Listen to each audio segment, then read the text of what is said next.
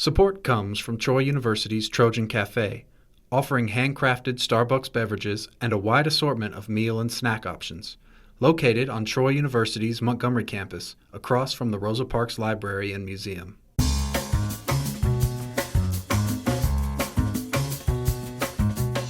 From Troy Public Radio, this is In Focus, and I'm Carolyn Hutchison. In April of 2022, the city of Northport, Alabama, cited veterinarian Dr. Ellen Newsom for having an organic garden on her lawn.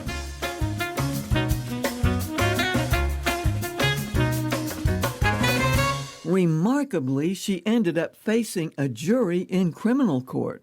So investigative reporter Lee Hedgepeth joins us by Skype with the story he reported on in his Tread online newsletter.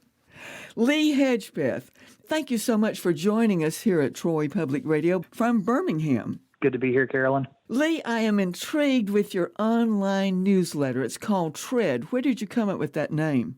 You know, a phrase that a lot of folks might be familiar with kind of from the political landscape is "don't tread on me," which has become a political touchstone for some folks on both sides of the political aisle. The idea behind Tread is morphed out of my reporting over at CBS 42, where I worked prior to this. The investigative journalism that I've done across the state is to just get on the ground and tell the stories of everyday folks whose stories aren't typically told. I was interested in a story that's on Tread called Lawn, L-A-W-N, and Order, sort of a tongue-in-cheek with Law and Order. Tell us about this story and what happened. So the story we have on Tread's newsletter, Law and Order, is about a veterinarian over in Northport, which is a suburb of Tuscaloosa, just across the river there. This veterinarian lives in a neighborhood called Fairfax Village over in Northport, and she's lived there for a couple of years now and had kind of a traditional grass lawn and decided that she wanted to do something a little bit different. She needed something to kind of mitigate some flooding issues that she was having, and she felt like she wasn't able to use her yard as frequently as she would like. So she paid a landscape firm to come in and transform her traditional grass lawn into what she calls an edible garden or an organic garden.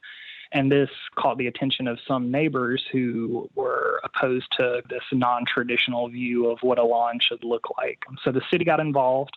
They ended up ticketing Dr. Newsom, the veterinarian, for unlawful growth of vegetation was the charge.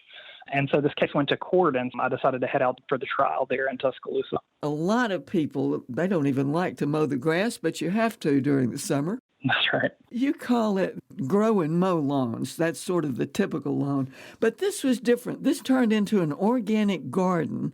And as the trial advanced, I mean, she went to one court and then ended up in criminal court. So what happened there? In Alabama, you're not entitled to a jury trial on kind of the first round of criminal charges against you. So this was a misdemeanor charge that the city had charged her with violating. And so she goes to court and appears before a judge, and the judge actually finds her guilty. And she decides to appeal that decision and move to a jury trial, which she's entitled to at the appeal process in Alabama.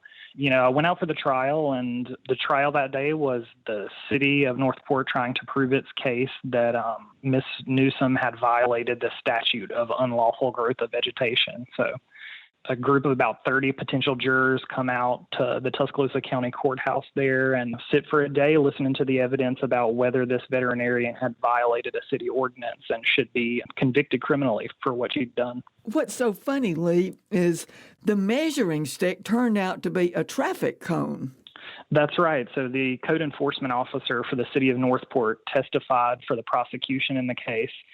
They're asking, how do you measure whether the grass or the vegetation in a yard is too high? And so the code enforcement officer pulls an orange cone out from behind the witness stand and says, this is 12 inches tall, and that's what the ordinance says. So anything over this is in violation of the ordinance. And so that's one of the things that defense kind of seized on was the city's ordinance was written unclearly in a way that suggested that any type of vegetation that was higher than 12 inches, the height of that traffic cone, were in violation. And so, if we enforce the statute the way the city is intending, then you're going to have to cut down your hydrangeas, your azaleas are going to have to go, every flower in your yard over 12 inches may have to go. So there was a lot about the unclear language of the statute. But yeah, what was very clear to the jury was that orange cone that the code enforcement officer pulled out from behind the witness stand during the trial.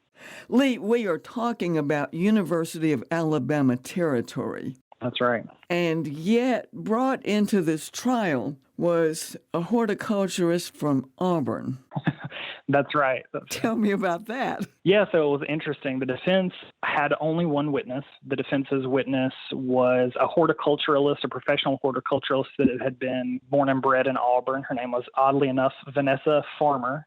She was trained at Auburn as an ornamental horticulturalist. The prosecution even stipulated that she was an expert witness in the case. And so she came in to testify for the defense about whether she thought this organic garden was overgrown. So it was interesting to see a jury of a lot of University of Alabama staff members on that jury, a lot of residents of Tuscaloosa County listening to this Auburn horticulturalist, and at the end of the day, siding with her. Tell me how everything turned out for Dr. Newsom. The trial lasted almost a full day.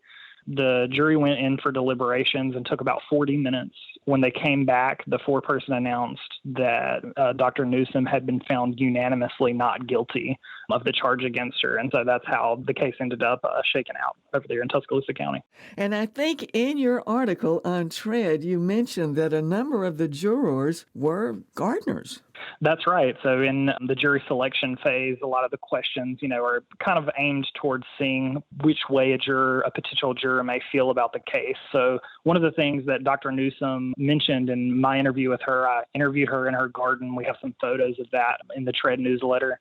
She said there were some gardeners on that jury, and I think they understand that lots of things grow over 12 inches, and a lot of that type of vegetation is desirable and something you would want to see. So she felt, and I think it's pretty clear from the decision that was made by the jury, that they felt a lot of sympathy for this vet that was kind of brought to court over her lawn.